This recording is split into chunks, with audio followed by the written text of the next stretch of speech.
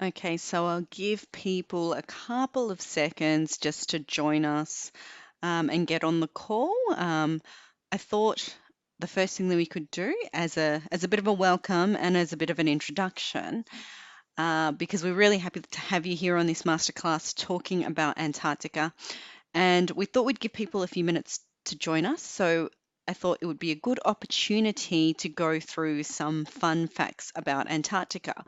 There's a lot of things about Antarctica that do surprise many travelers, even prospective travelers that have started to read up on it.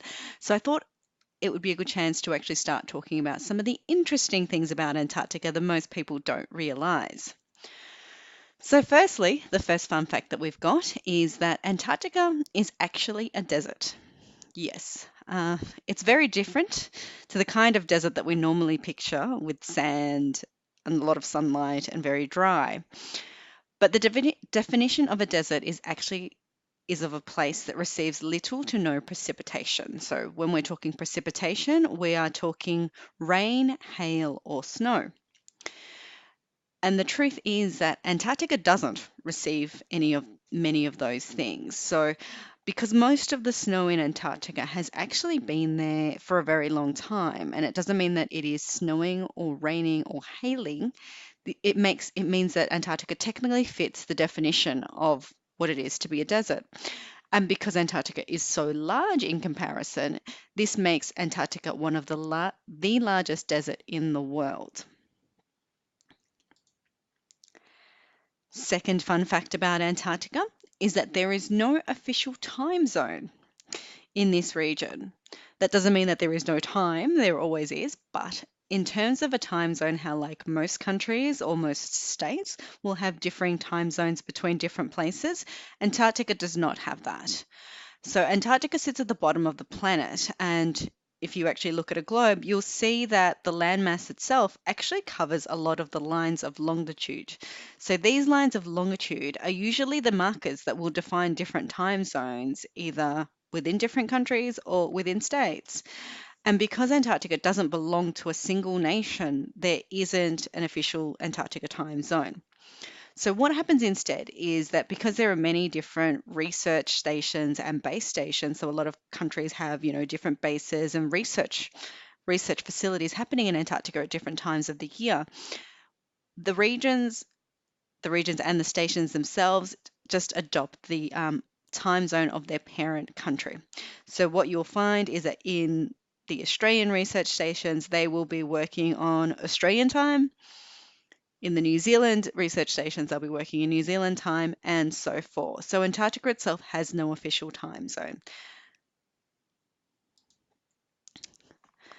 Okay, and before we jump onto the third one, just in case you've only just joined the masterclass, yes, this is the when is the best time to travel and book masterclass. We're just going through some interesting facts about Antarctica before we get started into the meat of this actual masterclass, just to let any latecomers come in and to give you a bit more information about Antarctica as well. So we're on to the third fun fact about Antarctica. And this is that Antarctica is one of the windiest places in the world. In the deep interior of the continent, winds have been recorded that reach up to 320 miles per hour, which actually works out to more than 500 kilometers per hour. So that is very strong. Now, it's not something to be concerned about because the winds tend to be much strong further inland that you go into Antarctica, whereas most travel to Antarctica happens to around either the sub-Antarctic or the beginnings of the Antarctic Peninsula. So that's where most tourists end up visiting. So you don't have to worry about being blown away. And the last fun fact about Antarctica that we've got is that Antarctica is bigger in size than the entire landmass of the United States of America. Now, when you look at a map, the size of the USA looks considerably large, but Antarctica is actually significantly bigger than the US. It's made up of 40 million square kilometers compared to around 9.8 million. Now, for those of us who don't know what a square kilometer is, to give you another perspective on how to visualize these, to get close to the size of the landmass that is Antarctica, you would have to combine both the United States of America and Mexico together to get close to how big this region actually is.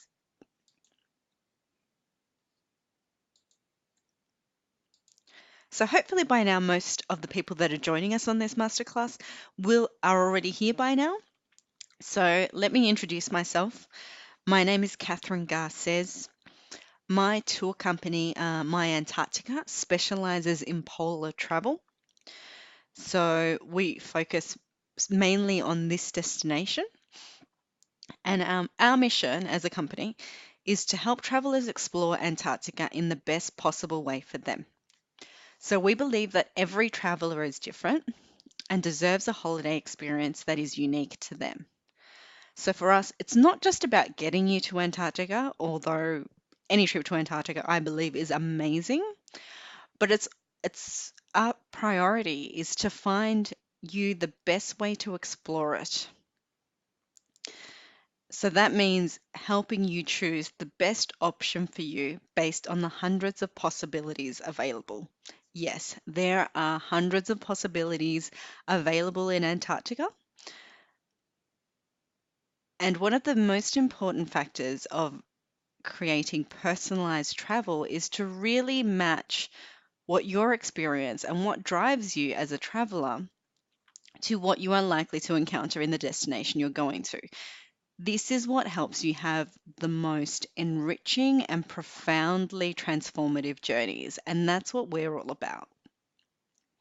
And part of our mission with that is to really help educate people about traveling to places that are less visited. There's a lot of misinformation, a bit of skepticism, and a lot of uncertainty around traveling in Antarctica. So we're here to dispel and bust some of those myths and misconceptions around getting there and traveling there.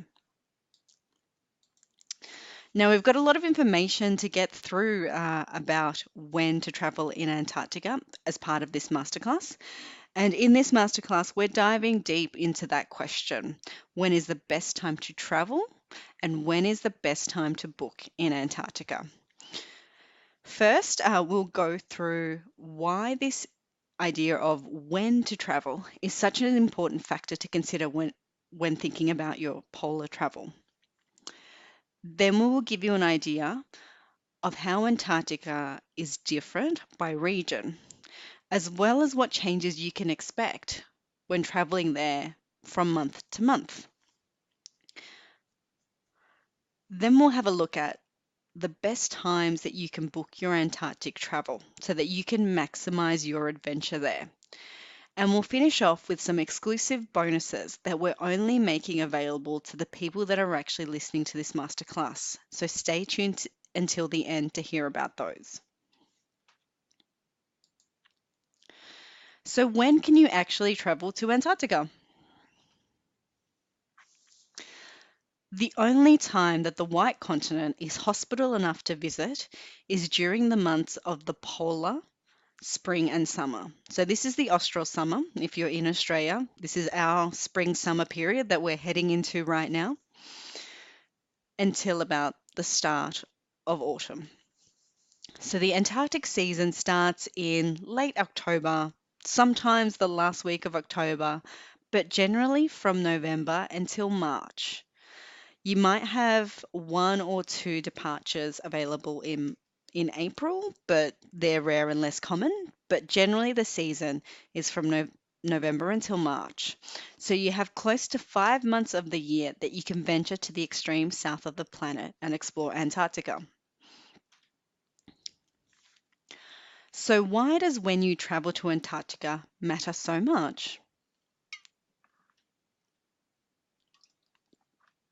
There are several reasons why this idea and this question of when to travel to Antarctica is so important. The first reason is that when has a lot to do with the changing climate in Antarctica. Now, even though Antarctica is not accessible all year round, and we've only got that limited space of about 5 months, that even within those months that you can travel to Antarctica, your experience is likely to be very different. And that's mainly because the climate during this time is continually changing. So the changing climate does not just mean it's going to be a little bit warmer for you as a visitor, but how warm and how cold it gets in Antarctica affects the many different ecosystems in Antarctica. So the behavior and the patterns of wildlife that live in the different regions of Antarctica will change because of the warmer weather, which will mean that you will have different wildlife activities at different times.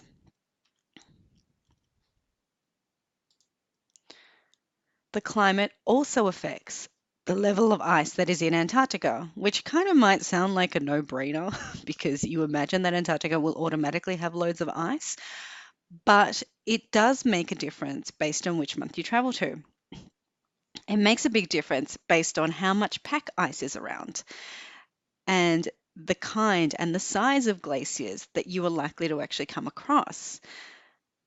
This all means and impacts on the changing landscapes that you are likely to encounter on your Antarctic adventure.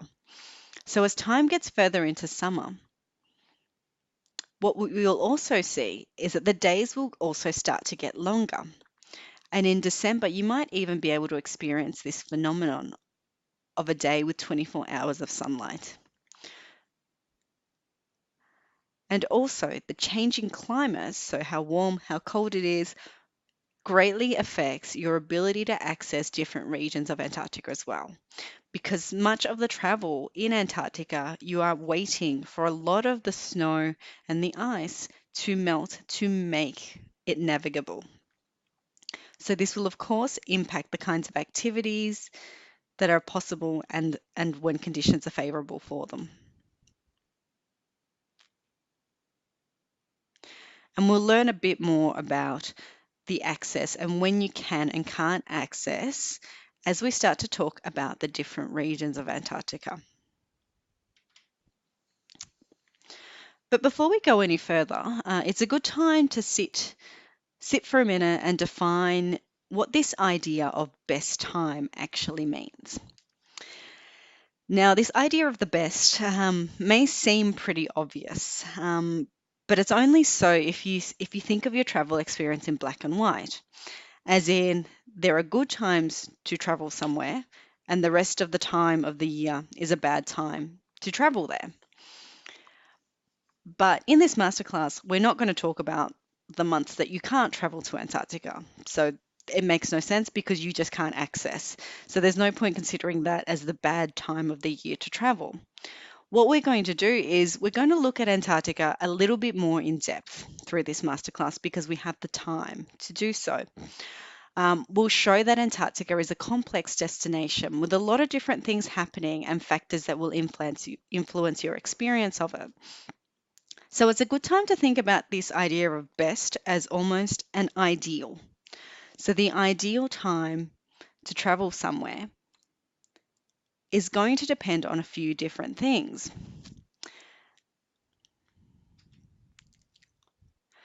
So this idea of best time, if we look at it, if we step back from it a little bit and break it down into the different factors that contribute to this ideal time, these are the 4 different factors that will influence what your best time will be. Because as well as having the best time for certain things to happen, this isn't just about you learning about the best time to see this or that in Antarctica.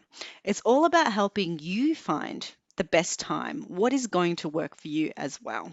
So that means that we've got quite a few different considerations. So the first thing to consider is the conditions. So a good question to ask around that is what is actually happening or what is likely to happen in Antarctica at this time? So that's one consideration when analysing your trying to find what your best time will be. The next important thing to consider are your desires. And let's break that down a little bit. So that question is really around finding what is it that you want to experience in Antarctica? So what drives you to visit, the very South Pole in the first place? What have you been dreaming about? What have you seen?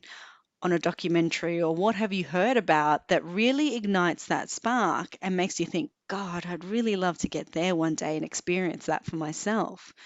So it's important to have an understanding and an idea of what it is that you're looking for in an Antarctic journey. And the other thing to be mindful under this umbrella is this idea of what expectations you have about traveling to Antarctica. Now, I don't think it's always smart to base all your travel around expectations, because sometimes when we have expectations about a particular place, when those expectations aren't met, we can feel a little bit disappointed or feel like we may have missed out on something, when in fact, the place that we're visiting to is still incredible. It's just that it's not meeting our inner expectations. But I think it's very important to be quite mindful of what expectations you have. So if you do have some set ideas around what you think you're likely to expect or not, often it's better to be a lot more open around this, but it's good to be mindful of the expectations you have, because a lot of the time those expectations help us understand what it is that you're actually looking for and want to experience when you visit Antarctica. So those are two important factors in determining your best time. The next one is this ability of combination.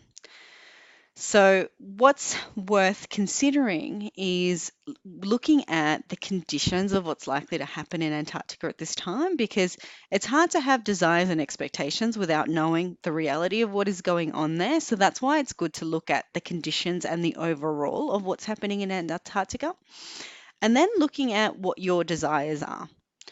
So, looking at both your desires and the conditions and trying to find the commonalities where the conditions are going to intersect with your desires has a lot to do with finding your unique best time. And the other thing to consider with combinations as well is, and we'll look at this when we start talking about the regions shortly in Antarctica, is that you may start off wanting to just go to one area of Antarctica and realize that there are all these other things to see. So you may think, rather than just doing one area, you might want to combine them with a couple of different areas so that you can see and experience the things that you want to see. So that's why this idea of combination is quite important. And lastly, the last factor that you genuinely need to consider to find your best time is your level of resources. And the resources that we're talking about in this instant is essentially the amount of time and the amount of money you have to spend and invest on an Antarctic journey. Why that's important? Antarctica is not an easy place to reach. So there is a bit of a journey that you have to go on to get there, and a journey that is still fantastic, but it is not something that you can just fly to, get done, tick off your list, and keep going. Antarctica does involve a significant investment of your time. I mean, the journeys that we've got start from about 6 days, but the longest journeys that we have are around 31 to 32 days. So there's a big range of the amount of time that you're going to need for your ultimate Antarctica adventure. And the other thing, of course, is the cost. Traveling to Antarctica is an investment. It's a once in a lifetime experience, although I also believe that there is plenty to do in Antarctica that you could go back a second time. But it's important to have this idea and I guess sort of reality check all the above. So the conditions of what's happening in Antarctica, what your desires are, what you're wanting to experience when you go to Antarctica, how you can combine those and find, the journeys that will be ideal for you. And also, of course, we have to match that with the level of investment that we're willing to spend in Antarctica. So this varies for everybody. And that's why this concept of a best time to Antarctica, it's really important to understand that this concept of the best time for you to travel to Antarctica will be different to the next person's. So it's always going to be different compared to what is actually happening at given time in Antarctica that you decide to travel. It's also going to be different based around what it is that you're looking for to experience in Antarctica. So that's why it's a very inclusive process, and it's really important to think about best time not in terms of what everybody else wants, but your best time based on what you want and what you want to get out of your experience in Antarctica.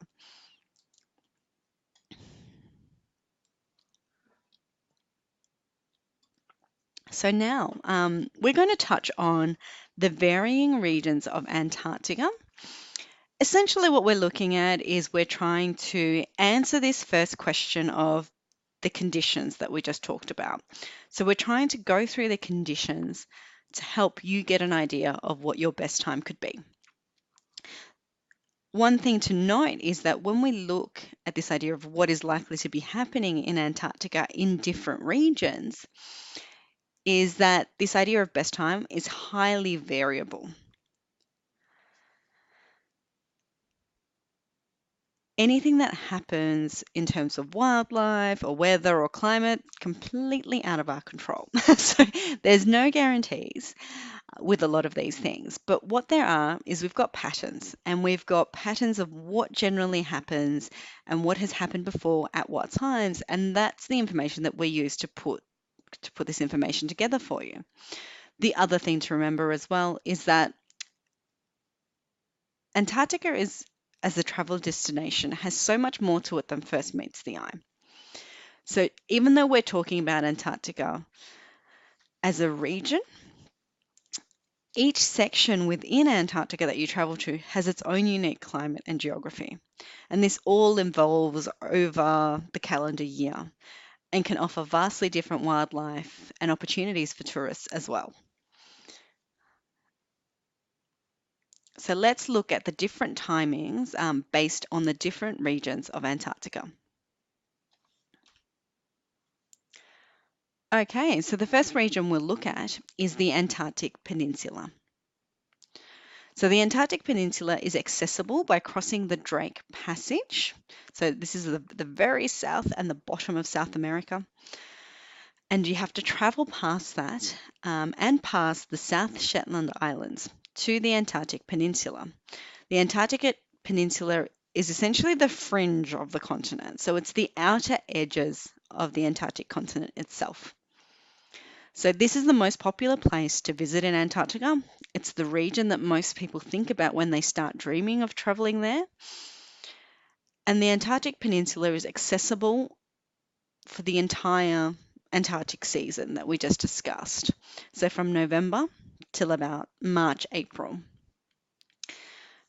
I mean, it's good to travel in all those months, but December is considered one of the best times to travel here because during December you will get an all-around great experience of seeing glaciers, observing wildlife like penguin chicks and whales, as well as having longer days and the possibility of catching some amazing sunsets. So December is considered the best time for the Antarctic Peninsula, although it's accessible and it's amazing any month that you actually travel.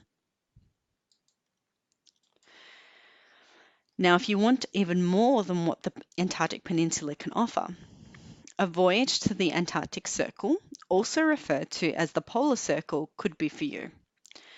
So this kind of trip spends more time traveling in Antarctica, so it'll be an extra day or two to your regular voyage time in an attempt to reach the latitude of the South Pole.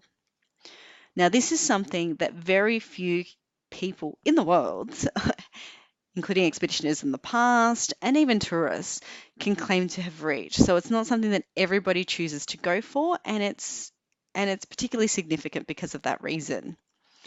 So when you're visiting the Antarctic Circle, you'll also have the opportunity to see different wildlife again and things that you will come across in the Antarctica Peninsula, such as crab-eater seals, sorry, and leopard seals, and the opportunity to see young fledgling penguin chicks learning to swim and diving into the water for the first time. So the best time for a polar or Antarctic Circle voyage is February, but it is also a good time to attempt this in January. And the reason why I say an attempt to cross the polar circle is that, once again, everything is weather dependent. So I mean, your itinerary as you're on the ship itself will fluctuate based on the conditions for navigating. So that's why it's also done in January and February, because it's at the time when it is a bit warmer and easier to navigate further south. Now, for those explorers wanting to head a little bit off the beaten track in Antarctica, A voyage to the Weddell Sea could be the perfect answer for you. So, this region is located on the western side of the Antarctic Peninsula and is rarely visited because most of the trips will go to the eastern side of the Antarctic Peninsula. The Weddell Sea is home to an incredible amount of animals such as Adelie penguins, the elusive emperor penguins, Weddell seals, and orca killer whales. The best time to visit the Weddell Sea is in January, but it is also good to travel there in December.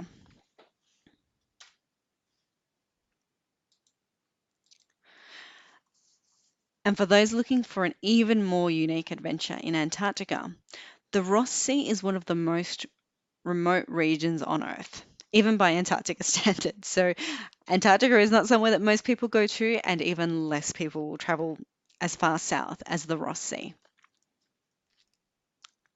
Now, the Ross Sea is home to an abundance of animals, including colonies of Adelie penguins and even the elusive emperor penguin again. So, most of the year, the Ross Sea is covered by pack ice, and only the strongest icebreakers can even venture down this far south. So, the best and only real times that you can travel to the Ross Sea are in January and February of the Antarctic summer.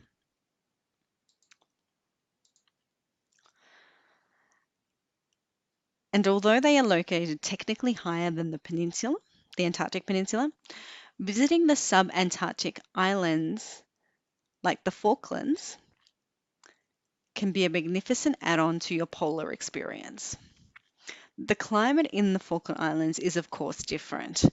There's a lot more greenery to be found than when you travel further south to the Antarctic Peninsula, but in so many ways, the wildlife opportunities here are just as, if not more fascinating than in Antarctica itself. The Falkland Islands has 16 unique types of birds, and there are 63 species in total that use these islands for breeding, which makes for some unmatched animal observation opportunities. The best time to travel to the Falkland Islands is in November, but it is also quite good here in February and March, and a lot of that has to do with the kind of wildlife that you're likely to see.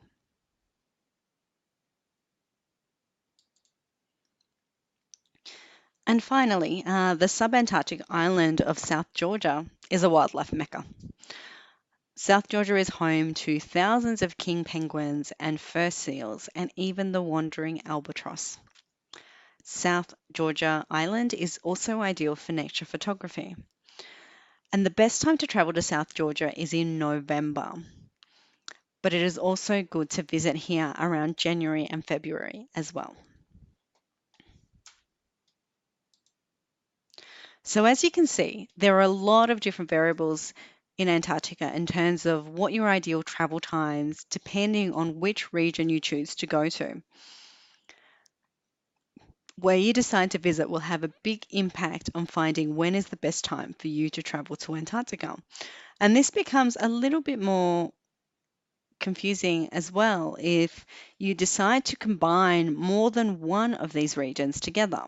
So it is quite common to see, well, most voyages to the polar circle will also incorporate the Antarctic Peninsula.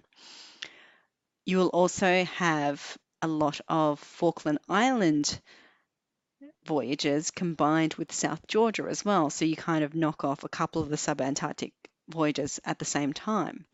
But you can also get really long, epic journeys to Antarctica, which combine a number of these things. So you might combine the Antarctic Peninsula with the Falklands and South Georgia. So it's all very different. There's a number of different combinations that you can choose. So you have a lot of choice in Antarctica when it comes to when and how you want to travel.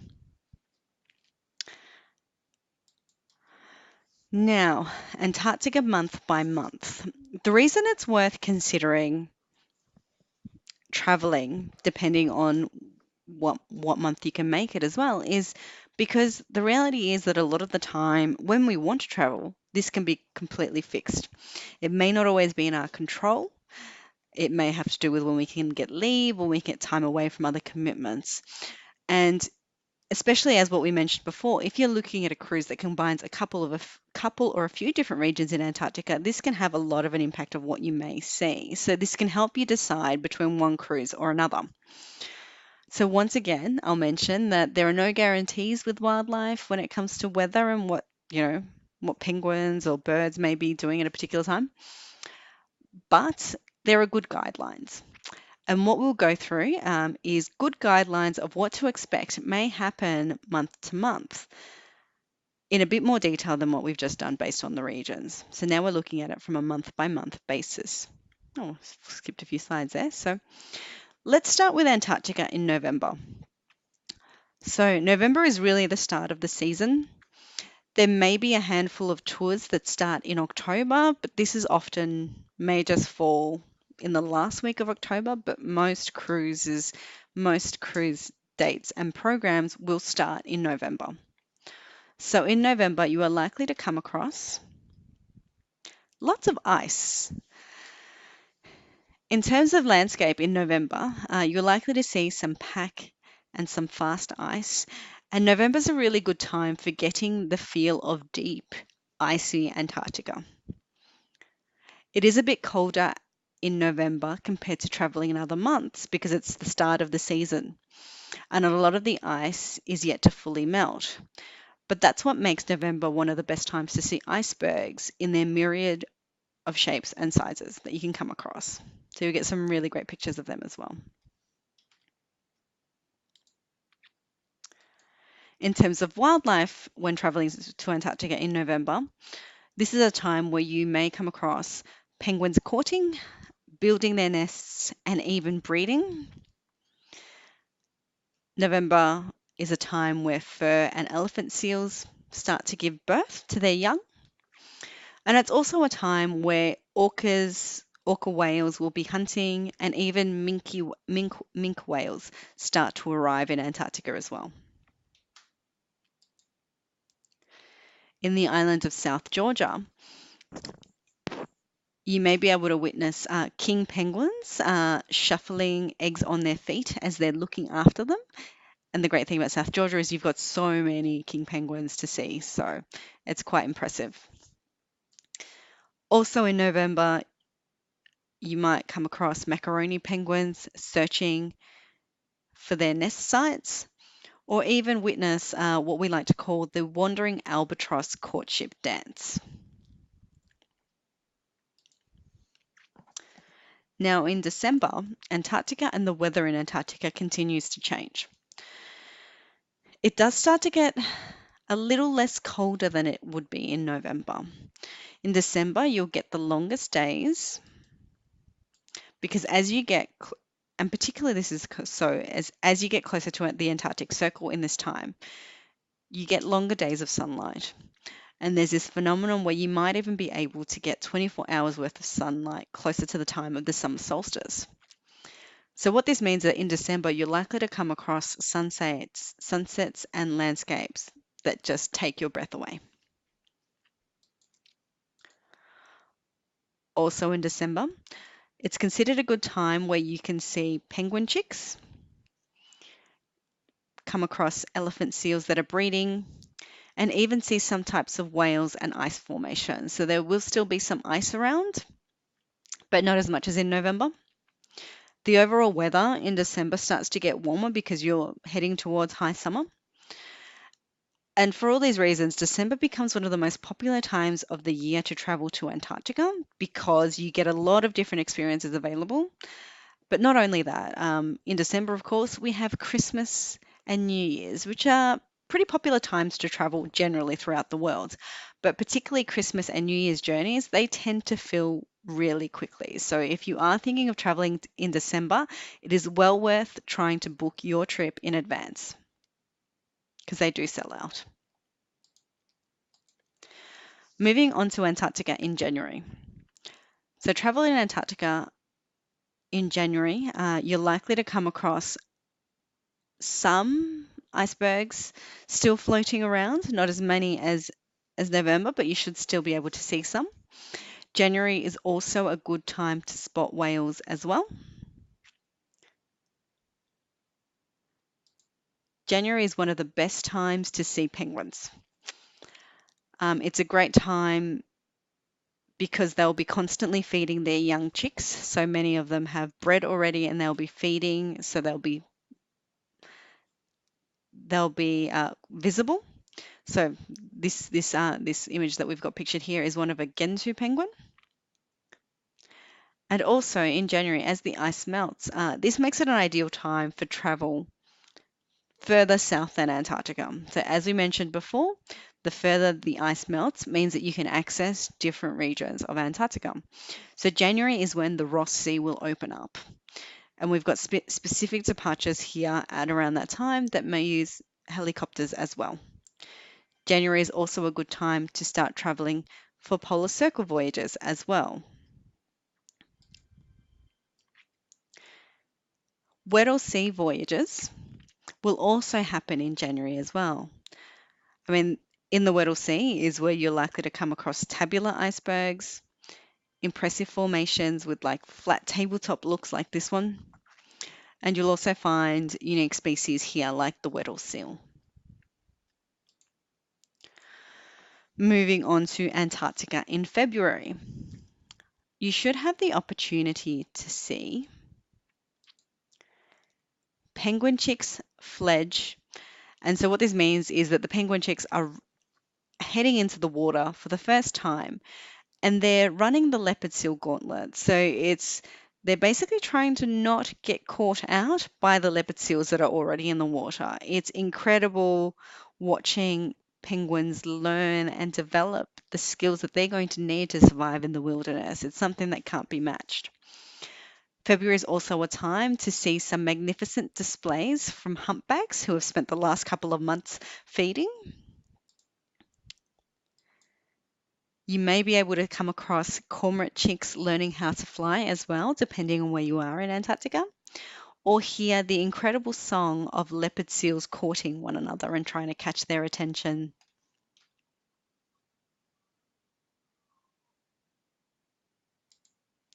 Also in February, on South Georgia, the entire island is alive with millions of fur seal pups. This is also the time when albatross chicks will be hatching as well. And access to the Ross Sea is open in February, but is likely to close at this month. It won't be possible to head as far south as that anymore. February is also considered the best time to attempt to reach the South Pole in terms of going to the Antarctic Circle. And the weather is actually likely to be warmest in February. Of all months of the Antarctic summer, February is one of the warmest. Now, moving on to the next month of March.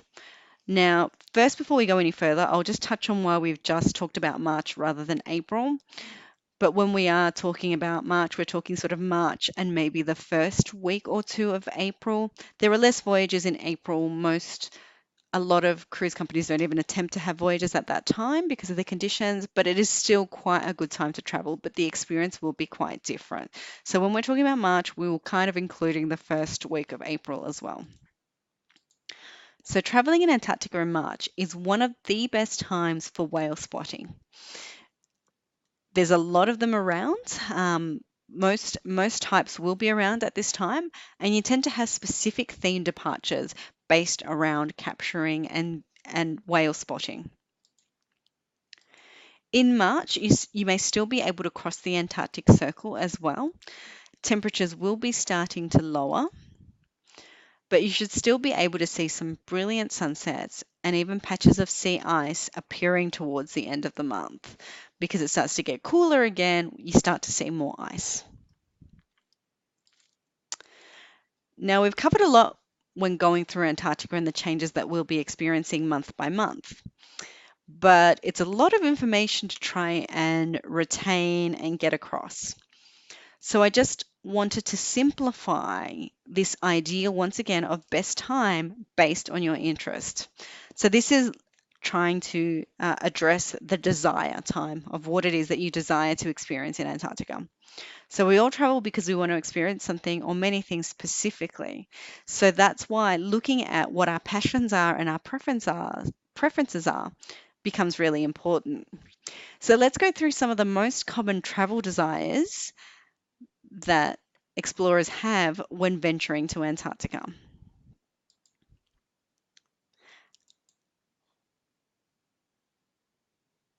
We're going to touch on often there's a best month or two for a particular experience, but once again, we will mention if there are other months that are also favorable for those different preferences and desires. So let's start with icebergs. The best time to see icebergs, and a lot of ice, I've mentioned it before, but I will touch on this again, is November. Because it's the start of the season, there's plenty of ice around that hasn't yet melted. So it's a really good time to see different kinds of icebergs, the colors, how light contrasts against this all, and really feel what it's like to be in icy Antarctica. But even though it's the best time to travel for icebergs in November, you will still be able to experience them into December as well. Oh, just noticed that there's a bit of a double up there, so let's delete that so we don't confuse anybody. And if you're fascinated by the largest creatures on Earth, you'd best travel when your whale spotting chances are optimal. So the best times to spot whales in Antarctica is during February and March, where several species should be visible. December, however, is also a good time as the whales start arriving in the southernmost Antarctic waters. And if penguins, and particularly seeing baby penguin chicks in the wild, are the main reason you're traveling to Antarctica, the best times to travel for this are in January and February. This is when most of the activity will be happening around the penguins and their young and interacting with them and feeding them and teaching them. You will still be able to witness penguin chicks during the month of December as well. So that is still a good time. And if you really want the most comfortable experience of Antarctica when the weather is at its mildest, February is usually the warmest month to travel in. The climate is still very pleasant during the month of January as well, so that is also a good time. Now, the best time for photography. Let's face it, Antarctica is a photographer's heaven, and any shots that you capture will most likely look amazing at any time during the polar summer. But November is considered one of the best times because you will be able to capture a lot of the amount of different icebergs that are around, as well as some incredible wildlife photography in places like South Georgia and the Falklands as well. So and you can also see birds and penguins in their hundreds. So that's why November is considered one of the best times for photography. And there'll be many photo themed special expeditions that will run at this time, often led by a world class or leading photographer as well. And there may be workshops that you can undertake on different vessels as well. Similarly, any month that you choose to go to Antarctica during the season, the tourist season, you'll encounter impressive landscapes and panoramas. So if you're a nature lover, landscape lover, you'll love Antarctica anyway. But December is considered the best of all the months for landscapes because you're likely to come across, the gorgeous ice formations, have longer days in Antarctica as well to sit there and observe the beauty of the wilderness. And you're likely to also have some amazing sunsets and different contrasting colors of those against the white and the ice of Antarctica. Now to the big question, what's the best time to book a trip to Antarctica? Yes, there's one thing to travel to Antarctica in terms of when is the best time to actually go there. But when should you be looking at booking your Antarctic journey so you can make the most of your adventure there. Now, there are two great times to book your Antarctic journey in order to make the most of your trip there. But first, you need to know one very important thing. Antarctica goes on sale approximately 12 to 18 months in advance. Yes, we sell more than a year ahead for the next season. So right now, that means that we are selling the season that starts in November 2018 and finishes in March 2019. So even that, though that feels a long way away, for some people, that is the actual window that we're looking at when we sell Antarctica. And depending on the cruise that you choose, the dates and rates for this 2018-19 season were actually launched between June and August of the year before. So that means that there is a long window that you can actually buy Antarctica over. So it's definitely a destination that you should think about planning well in advance. And because Antarctica is sold so far in front, this makes securing availability and getting your space on the tour that you want confirmed really important because some dates and departures will sell out quite quickly. So even though you're inquiring months in advance, availability changes hourly in Antarctica. That's also why when we recommend a departure for you, often what we'll do is secure the space for you for a few days to give you some time to think it over, just so you don't miss out, you know, and that space is no longer available to you when you're ready to commit.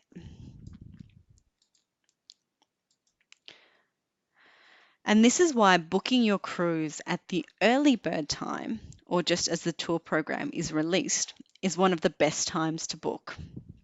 So not only will you get first choice of cruise and cabin type, which is great because some of the most economical spaces in Antarctica are the first ones to be sold out, of course. Plus, there are usually some great early bird deals and incentives around at that time too to encourage people to book early. So you can snap up a great saving and we'll share some with you later on in this class. The other great time to look for an Antarctica deal is within 3 to 6 months of departure. So in the winter of the year that you wish to travel, say in June or July. Some significant discounts are floating around as we get close to the start of the season and cruise companies start to look at their inventories and think, okay, let's try and sell the remaining spots. So booking at the last minute time is great if you're not sure that far in advance about whether you can take time out for an Antarctic adventure. But the one thing to bear in mind is that if you are booking last minute, you usually will have less choice as to the kinds of cabins and departures that the last minute savings will apply for, as many of the spaces and dates have already sold out. So to recap, the best times to book your Antarctic tour are as part of the early bird promos, so June, July of the year before you intend to travel, or as part of a last minute deal, so between July to August of the year that you're wanting to travel. So how do you actually cross Antarctica off your bucket list?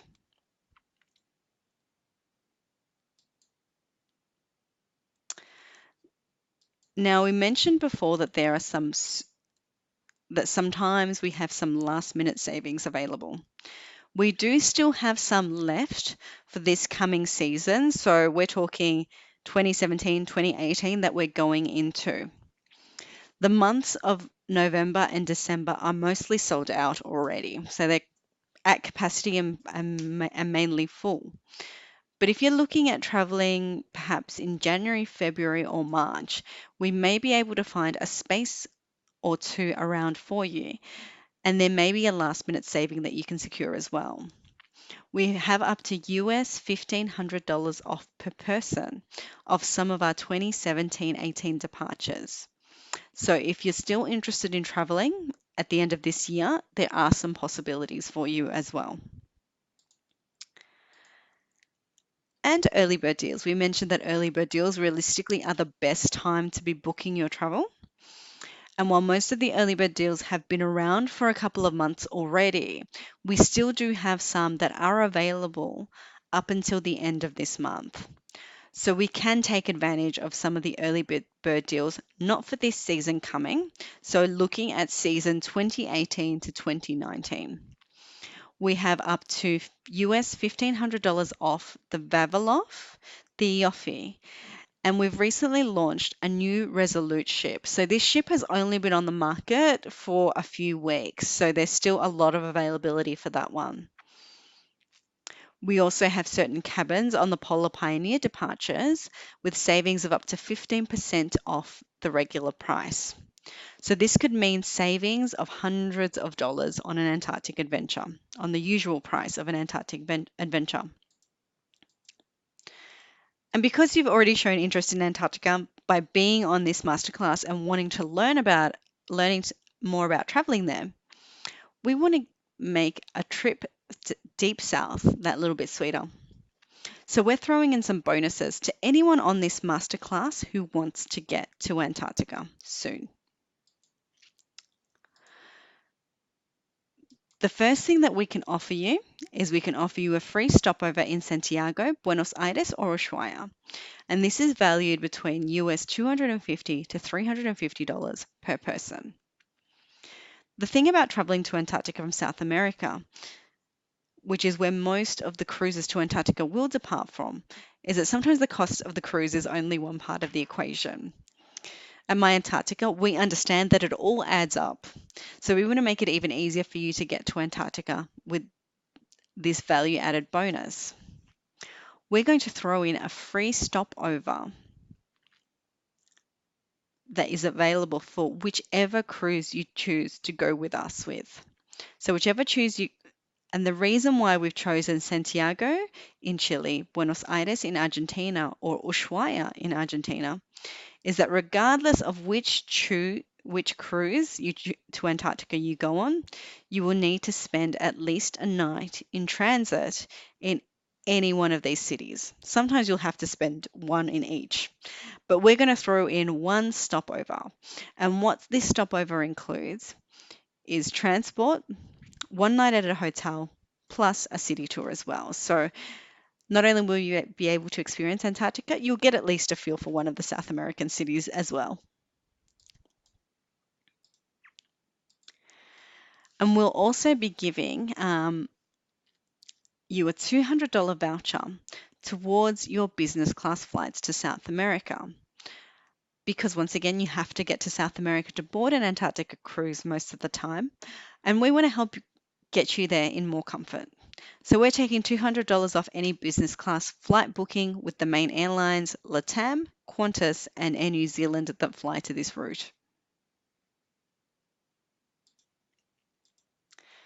And because everybody loves wine, and South America is home to some of the best wineries in the world, every booking with My Antarctica will receive a free South American wine prize pack to celebrate your decision to finally make it to the White Continent. So each wine prize pack features a bottle each of red and white wine, specialist wine. And you won't need to wait long to start savoring your wine either.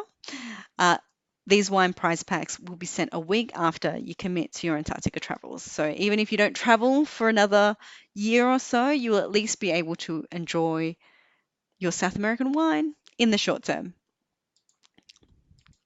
So to recap, we currently have some last minute and early bird savings that are valued at up to US $1,500 off per person off the regular price of Antarctica. So there are certain specials flying around that you can take advantage of. My Antarctica will throw in a free stopover in Santiago, Buenos Aires, or Ushuaia, valued at up to US $350. You will also receive $200 off business class flights to South America, so you can get there in more style and comfort. And every booking with My Antarctica will get a South American wine prize pack valued at $50. So that's bonuses that we're throwing in if you're watching this masterclass, valued at more than US $2,000 per person. Plus, every My Antarctica customer gets a personalized recommendation because it can be hard to figure out Antarctica all by yourself if you haven't been there before. That's why our polar experts will work with you to uncover what the one or two best options are for you overall, considering all your interests, what you're looking for, what you're likely to enjoy. We want to help you narrow down from the many different choices available in Antarctica so you can be confident that you're making the right polar decisions. My Antarctica also offers the convenience of a payment plan. We know that Antarctica is a big investment in your travel dreams. Often it's a once in a lifetime opportunity, and we want to make it easier for you to get there. So we're giving you the ability to choose a flexible payment plan. So not only do you just need to pay a deposit to secure your spot, and you can hold it interest free for up to and sometimes more than 12 months. But you can also spread your payments out to make them easier and more convenient for you. Now, our payment plans will vary depending, of course, on when your ship departs, but you have got the option. And because most Antarctic cruises depart from South America and it can be tricky to get a full picture on your ultimate holiday, we will also give you a free flight estimate. Even when it's not possible to book your flights yet because you're booking more than a year in advance and the flights aren't on the system yet, but we want to give you at least the estimate so you can get an overall idea of what you can expect for your total journey to Antarctica so you can make decisions on the whole picture. And most importantly, at My Antarctica, the price we give you is as close to the final price as possible because we only charge US $20 for each transaction that we take. This makes us hundreds of dollars cheaper than many of our competitors who will charge an extra 2 to 3% in terms of card fees on top of your tour price. So make it happen. Click on this link. I will be putting this link into the chat box as well. So if any of you want to go from there, you can. And you can start making an inquiry. You can fill in some details with the form that will pop up so that our expedition specialists can spend the next day or two trying to find you the best Antarctica option. If we need any more information on top of what is on this form, we will contact you to discuss. And all the specials that we offer, all the special offers that we just mentioned, they're only valid for 1 week from today. So they will expire at the close of business on the 27th of September.